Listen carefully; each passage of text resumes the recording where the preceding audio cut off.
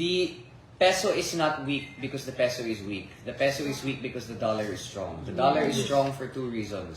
Kapag may krisis po sa ating bansa, kapag may krisis po sa ating mundo, the impression that investors, consumers, and shareholders get is that the dollar is the safest currency to get against all other currencies. So, ang nangyayari ay lahat ng mga tao kapag may krisis, bumibili ng dollar.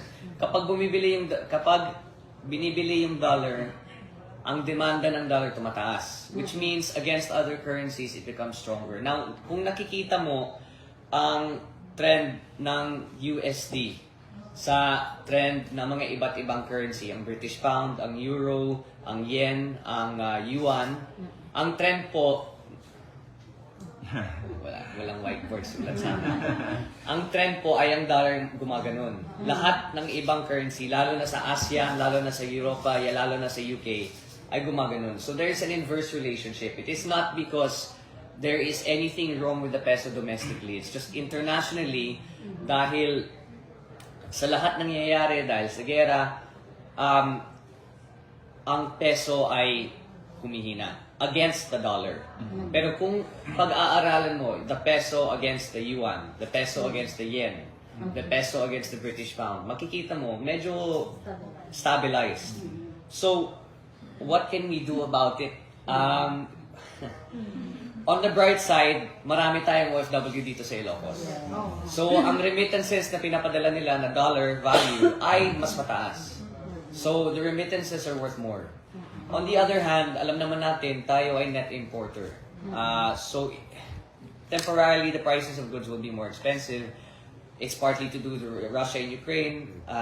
Another explanation about it, I don't want to get too into it, pero nung pandemya, the Fed, the US government, nag-print sila ng US dollar. So, medyo dumami ang supply ng dollar. Ngayon, ang daming bumibili. So, yung daming supply became worth more, which is essentially as a result of what's happening. What can the Philippines do to help it? Sa totoo lang, I'm gonna be realistic with you. Maliit na bansa lang tayo. We have a significant amount of dollar reserves. An option would be, potentially, to sell off the dollar reserves to be able to taper.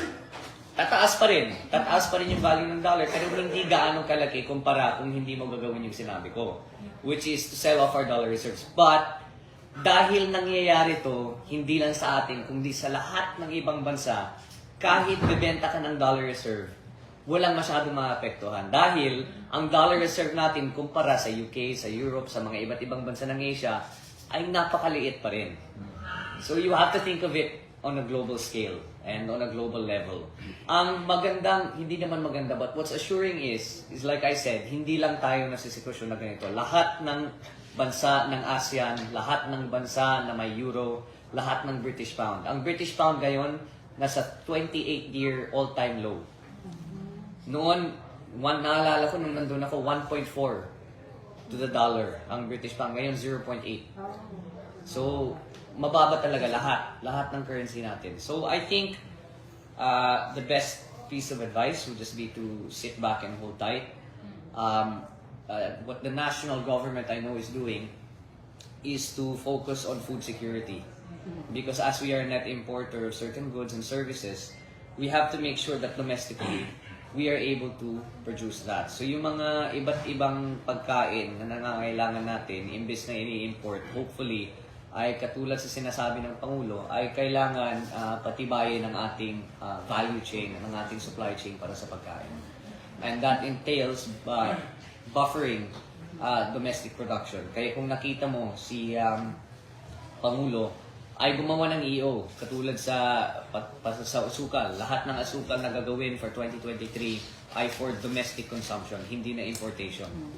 And that is to make sure that kahit nangyayari itong fluctuation sa ating currency, ay may access pa rin tayo sa pagkain.